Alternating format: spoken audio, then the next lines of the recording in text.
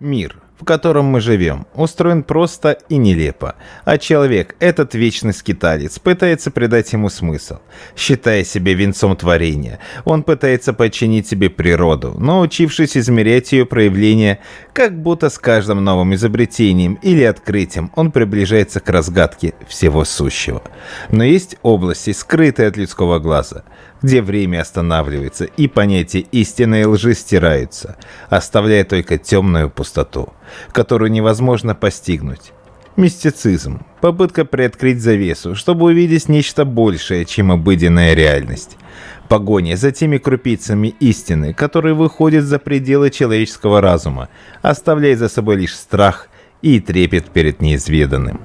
Человек всю свою жизнь ищет смысл, пытается отыскать свое место в мире, а когда сталкивается с тем, что не поддается логическому объяснению, испытывает страх.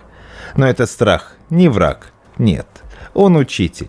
Он показывает, насколько тонка грань между известным и неизвестным, между тем, что мы называем реальностью, и тем, что может разрушить наше представление о ней. Когда душа встречается с трудностями, когда она погружается в неизведанные глубины своего существования, перед ней открывается тайна.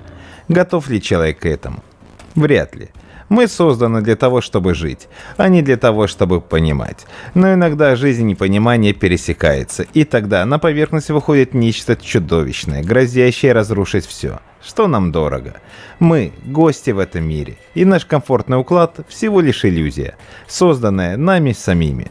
На самом деле мы окружены тайными загадками, которые древнее нас и, возможно, переживут нас. Вот и дорога, петляющая из Токио в префектуру Гума, одна из таких загадок. Она словно нитка, связывающая старое и новое, прошлое и будущее, застывшее во времени. Проходя через глухие леса и склоны, она выглядит безобидной, но что-то в ее глубине вызывает тревогу. Существует множество дорог, но это выделяется среди прочих. Люди предпочитают ее обходить стороной, говоря, что что-то на этом пути не так. И это что-то невозможно понять, пока не окажешься на этой дороге один. Когда ночь опустится на лес, и тьма начнет обволакивать тебя со всех сторон.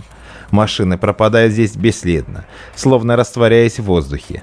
Водители, решившие воспользоваться этим путем, исчезают вместе со своими транспортными средствами, оставляя только пустое пространство и многочисленные слухи. Что может заставить в одиночку отправиться по этой дороге?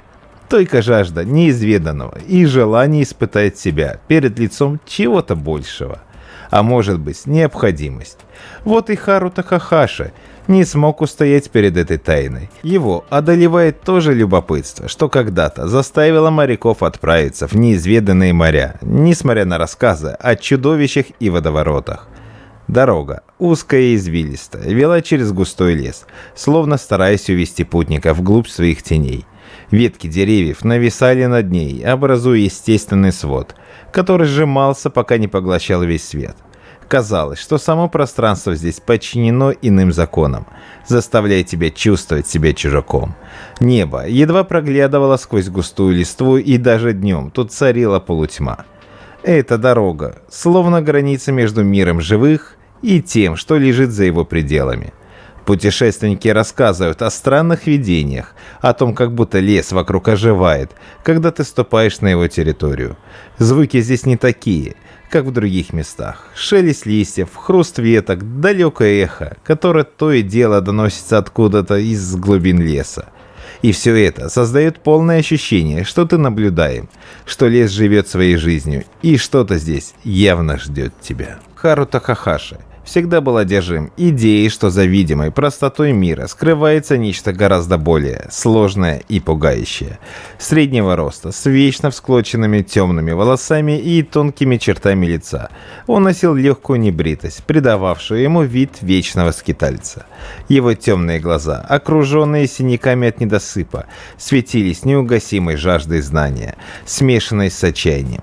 В его гардеробе преобладали темные цвета. Изношенные джинсы, потертая кожаная куртка. Он выглядел как человек, который привык быть в пути и не знает, как остепениться. Работая репортером, он всегда стремился к нечто большему, чем просто сухие факты.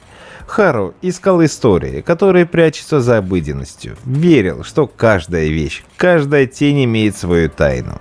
Ему нравилось думать, что люди стремятся к простоте, прячутся от правды, боясь потерять контроль над своей жизнью. Он же, напротив, хотел открыть эти двери и заглянуть за занавес, хотя бы на мгновение, даже если это будет стоить ему рассудка. Он знал, что эта дорога – его шанс. Шанс не только сделать сенсационный репортаж, но и узнать, что же прячется в темной куще леса. Сидя за рулем своей старой, побитой жизнью и дорогами Тойоты, Хара украдкой взглянул на Кейко, сидевшую на пассажирском сиденье. Она держала камеру в руках, проверяя объектив. На ее лице был выражен тот же решительный скептицизм, что и всегда. Кейко Сугавара – противоположность Хару. Светлокожая, с короткими рыжими волосами и озорной улыбкой. Она казалась воплощением здравого смысла. Ее светло-карие глаза всегда подмечали детали, которые другие упускали. Она предпочитала видеть мир таким, каков он есть, без излишней романтики и мистики. Для нее это было всего лишь очередное задание. Возможно сделать интересные снимки и понаблюдать, как Хару снова погружается в свои мрачные фантазии. «Думаешь, это действительно безопасно?» – спросила она, не отрываясь от камеры, но уголки ее губ дрогнули в намеке на улыбку. «Безопасно? Да кто ж сказал, что мы здесь из-за безопасности?» – усмехнулся Хару, и его голос звучал немного взволнованно, как у человека, который вот-вот обнаружит нечто важное. «Это шанс найти ответы, посмотреть в глаза тому, что пугает людей, и спросить «Почему?». «Ты всегда так говоришь», — пробормотала Кейко. «Но иногда я думаю, что ты просто ищешь проблемы на свою задницу». «Возможно», — согласился он, — «но если не мы, то кто? Кто-то же должен разгадывать все эти загадки». Кейко закатила глаза, но в глубине души понимала, что этот риск — то, что делает Хару таким, какой он есть. Он не мог остановиться, даже если бы захотел. Его тянуло туда, где миры соприкасаются, где границы между известным и неизвестным становятся призрачно тонкой, где искры летят. Машина въехала на заброшенный участок дороги, и их сразу же окутал плотный лес. Деревья здесь росли густо, словно пытались заслонить с собой небо. В воздухе же повис запах сырости и чего-то древнего, как будто здесь никогда не ступала нога человека. Кейко заметила, что навигатор внезапно потерял сигнал, а радио зашипело, выдавая лишь шум. Она достала карту и попыталась сориентироваться, но линия дороги на бумаге выглядела иначе, как будто пыталась ускользнуть от ее взгляда. «Ты уверен, что мы на правильном пути?» – спросила Кейко, ощупывая карту взглядом. «Нет, но это же интересно, правда?» Хару улыбнулся, и его глаза блеснули. «Интересно, да-да. До тех пор, пока ты не окажешься в ловушке», — пробормотала она, снова глядя на дорогу впереди. Хару, напротив, был захвачен происходящим. Его сердце колотилось в груди. Каждый нерв был напряжен. Это место. Не просто лес, нет. Это что-то другое. Он чувствовал, как лес смотрит на него, наблюдает, ждет. Он знал, что этот момент важен, что если он отступит сейчас, то никогда не найдет ответа на свой вопрос. «Слышишь?» Хару выключил двигатель, и их окружила абсолютная тишина. «Ничего не слышу», — отозвалась Кейко, напрягаясь. «Именно это меня и беспокоит». Они вышли из машины. Лес вокруг был настолько густым, что свет не проникал сквозь его кроны. Воздух был густым, влажным. Он сжимался вокруг, словно пытаясь вытолкнуть их обратно. Хару достал камеру и начал снимать, ощущая, как его захватывает чувство чего-то важного. Его ладони вспотели, а сердце стучало в ушах. Он обернулся к Кейко, но ее взгляд был прикован к земле. «Посмотри на это», — тихо произнесла она, указывая на следы. На земле виднелись свежие отпечатки шин, словно машина внезапно остановилась и исчезла. Харо ощутил, как внутри него поднимается волна ужаса. Они прошли по следам, но те обрывались внезапно, как будто машину вырвало из реальности. Он поднял взгляд на лес и понял, что дорога вокруг изменилась. Она стала узкой тропинкой, которую раньше он не замечал. Деревья вокруг были старые, с изломанными ветвями, и их корни тянулись к дороге, как змеи, пытаясь заполучить ее. «Мы должны идти дальше», – прошептал Хару, сам не зная, кому адресует эти слова – себе или Кейко. Его захлестнула смесь страха и любопытства. Впереди их ждало нечто, что таилось за гранью понимания, и он был готов рискнуть всем, чтобы знать, что именно. Лес затаился, будто ждал, когда они сделают следующий шаг. Но был ли это шаг проявлением смелости или безумия?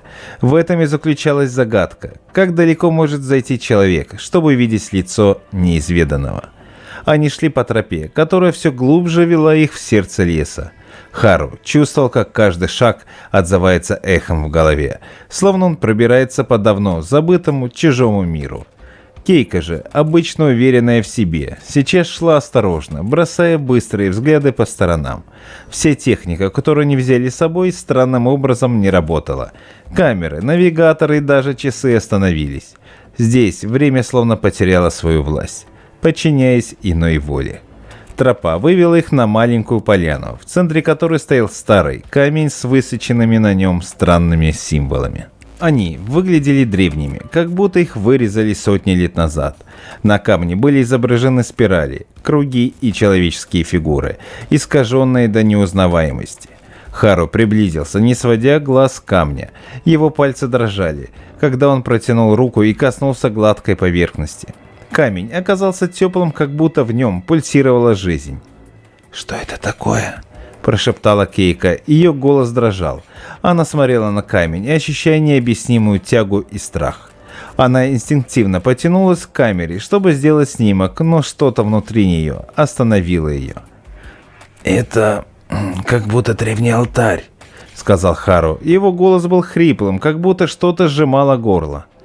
«Место силы или, возможно, место поклонения?»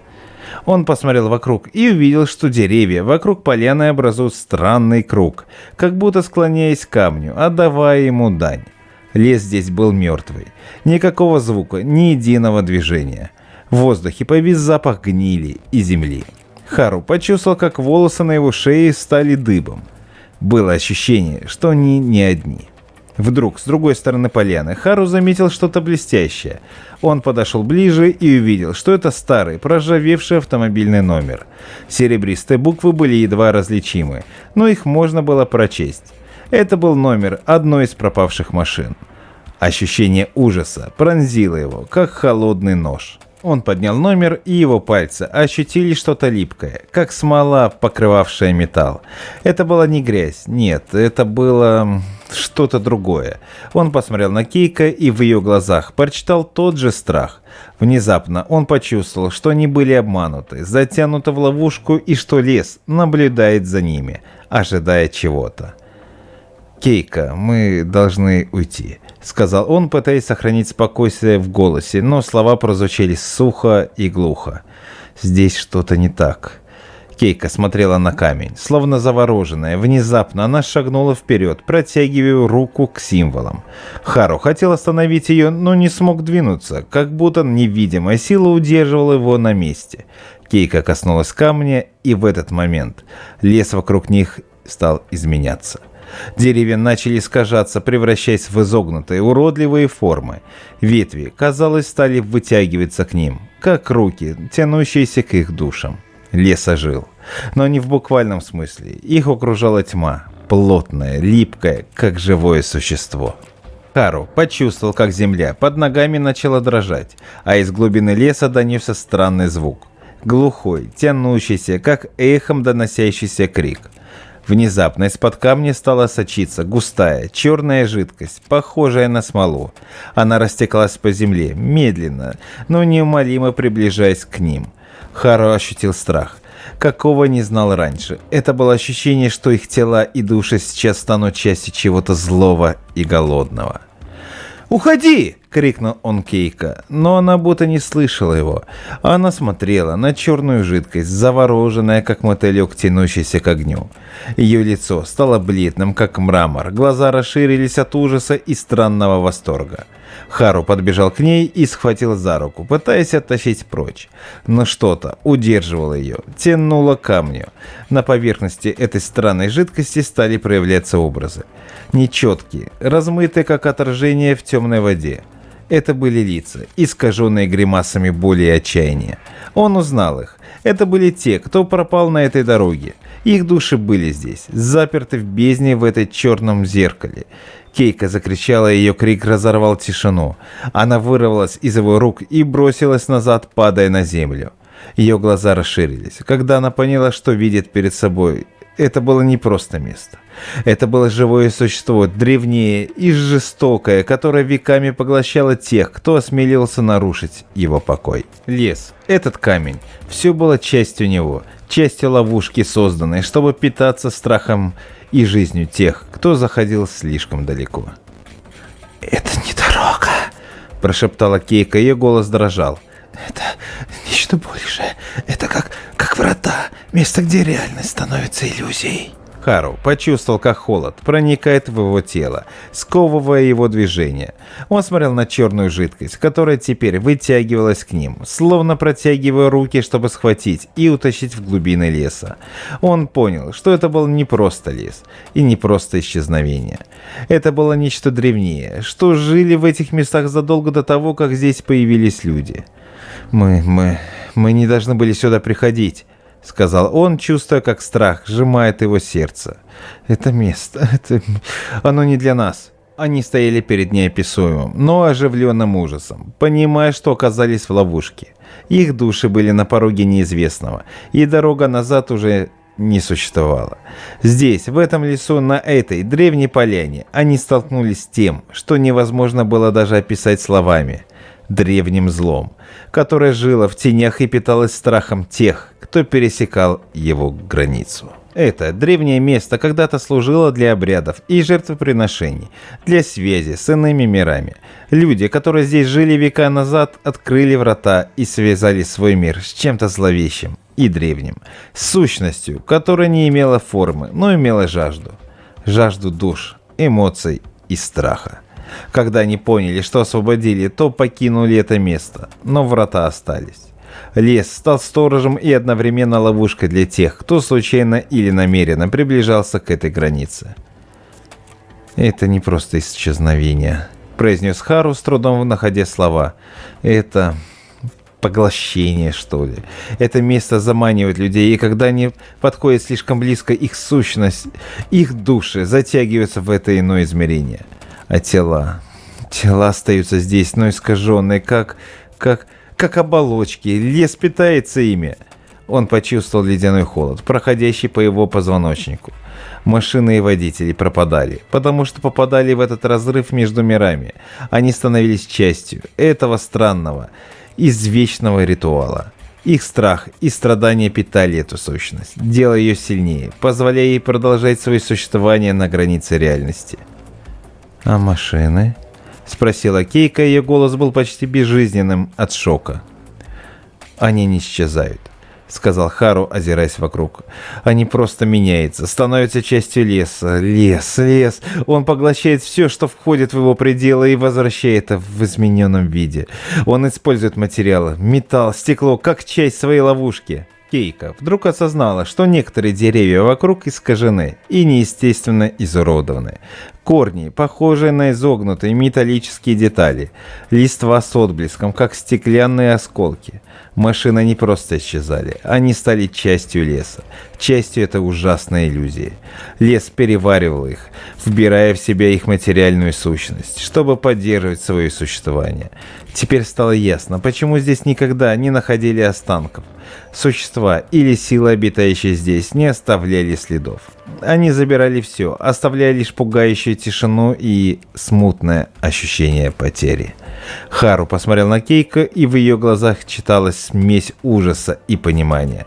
Они были слишком близко, они зашли слишком далеко. Лес начал вплетать их в свой узор, и если они останутся здесь, то станут его частью. Их страхи, их тела и души превратятся в элементы этого страшного пейзажа, который тянулся за пределы реальности. «Мы должны выбраться отсюда, пока не поздно», — сказал он, и его голос прозвучал как шепот на ветру. Лес был не просто местом, а существом, которое притаилось между мирами. Он заманивал путников, заставляя их сталкиваться с собственными страхами, и затем поглощал их, превращая в часть себя. Дорога была не просто дорогой. Она была ловушкой, вратами, ведущими к искаженной реальности, где царил иной закон. Закон древней сущности, которая существовала за гранью понимания. И теперь Хару и Кейка должны были найти способ выбраться, пока не стали частью этой вечной, голодной тьмы. Они бросились обратно к тропе, откуда пришли, но лес казался иным, более плотным и запутанным. Деревья сжались вокруг них, словно стараясь задержать, не дать уйти. Каждое их движение отзывалось хрустом веток под ногами, а сердце колотилось в гуле полной тишины, которая окружала их с самого начала. Время здесь, казалось, потеряло свою силу. Они не знали, сколько прошло минут или часов, пока они петляли по тропе, не находя выхода. Пробиваясь сквозь гущу, Хару вдруг понял, что сама дорога исчезла, как будто лес решил убрать ее, оставить их здесь, в этом безвременном пространстве. Он схватил Кейка за руку, чувствуя, как паника поднимается в груди, но не произнес ни слова. Они молча шли вперед, зная, что остановка означала бы конец, сдачи в плен этой древней, жадной сущности. Спустя некоторое время они вдруг увидели что-то впереди, знакомую вспышку света, блеск металла. Сердца их замерли в надежде и страхе. Перед ними оказалась их собственная машина, стоявшая там, где они ее оставили. Но вид машины был искаженным, как будто ее тень наложилась на реальность. Линии кузова были размытыми, и Хару почувствовал, как холод пробирается к сердцу. Машина оказалась не их собственной, а чем-то вроде фантома, иллюзии, что ли, которую лес оставил для них.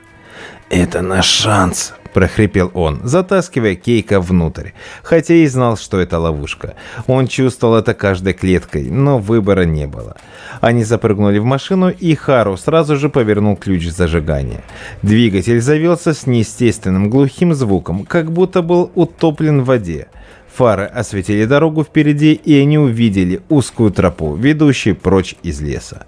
Хару нажал на педаль газа, и машина рванула вперед, вырвавшись из мертвого оцепенения, в которое их погрузил лес.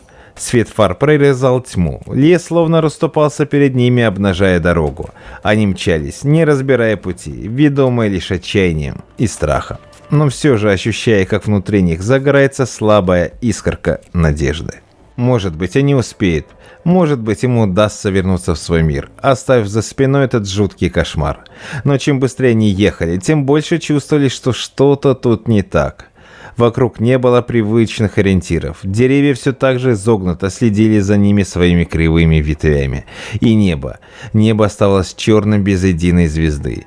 Впереди была только тьма, которая поглощала свет фар, и дорога, которая могла вести куда угодно, но не назад в их мир. Внезапно перед ними возник яркий свет, и дорога словно раздвинулась, открывая выход. Хару ощутил прилив облегчения и рванул вперед, надеясь, что это спасение. Машина вылетела из леса, и в тот же миг их ослепил свет. Хару резко затормозил, и тишина поглотила их.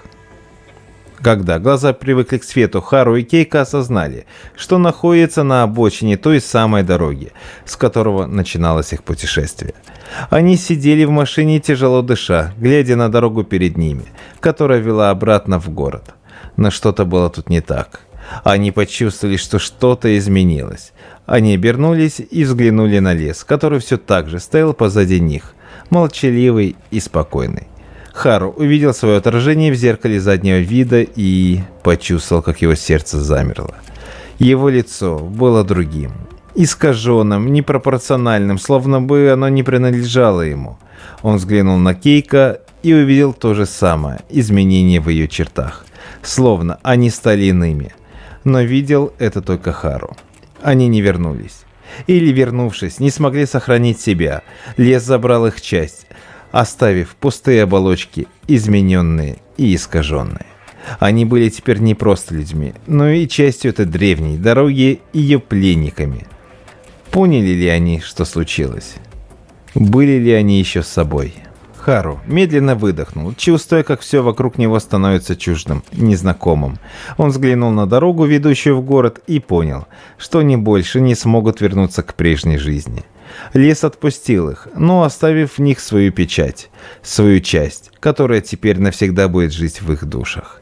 Они обменялись взглядами, в которых не было ни слов, ни мыслей, только осознание. Они стали частью той самой тайны, которую пытались разгадать, и теперь они сами были частью этой дороги, того леса, который зовет и манит других, обещает то, что никто никогда не сможет понять. Как описать то, что выходит за границы человеческого понимания? Хару и Кейко вступили на территорию, где логика и здравый смысл уступают месту необъяснимому, где мир разделен не четкими границами, а зыбкой пленкой, отделяющей нашу реальность от чего-то чуждого и древнего. Это место никогда не было просто дорогой. Оно было вратами, перекрестком миров, где обыденность уступает место ужасающей неизбежности. Можно ли обвинять их в том, что они пошли туда? Человеческая природа тянется к загадкам, к неизведанному, как мотылек к огню, и редко осознает, что цена знаний может быть слишком высокой. Лес знал, как играть на самых потаенных страхах и желаниях, завлекая и поглощая души, используя свое любопытство как щит против мира, в котором они чувствуют себя потерянными.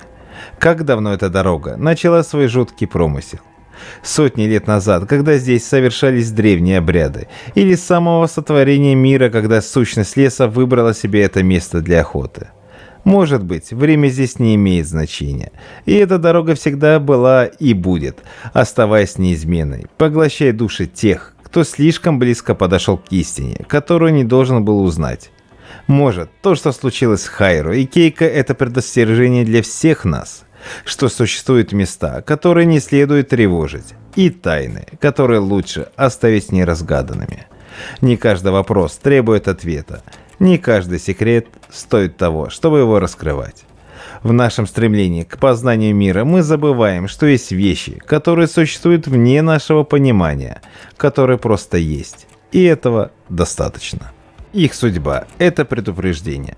Даже если кажется, что они вернулись, они уже никогда не станут прежними. Лес забрал что-то важное, какую-то часть их самих, и в пустоте, оставшейся после, поселился холодный ужас. Теперь они сами стали частью дороги, вечной загадки, влекущих к себе новых путников, обрекающих их на ту же судьбу. Это как болезнь, передающаяся через прикосновение, заражающая каждого, кто решится ступить на эту территорию. Ужас этого места не в монстрах или в привидениях. Он в том, что граница между реальностью и бездной тонка. И иногда достаточно одного шага, чтобы все изменилось. Что может быть страшнее, чем потерять себя, стать пленником места, которое питается твоим страхом, твоей жизненной силой? Быть живым, но не собой. Оказаться в ловушке навсегда. Вопрос, который остался без ответа, что увидел Хару, глядя в зеркало? Была ли это его душа, искаженная и оскверненная прикосновением леса? Или это что-то более глубокое, что-то, что всегда жило и было в нем, скрываясь под поверхностью? Возможно, лес всего лишь показал ему правду, которую он так отчаянно искал, но которая оказалась ужаснее любого кошмара. Теперь каждый, кто проедет по дороге из Токио в префектуру Гума, должен знать, лес зовет. Он тянет к себе, манит обещанием ответов и разгадок. Но цена за это слишком высока. Он не отпускает, даже когда кажется, что вырвался из его объятий. Он оставляет свой след, свою тень в душе, которая будет жить там, расти и однажды заберет с собой все, что у тебя есть.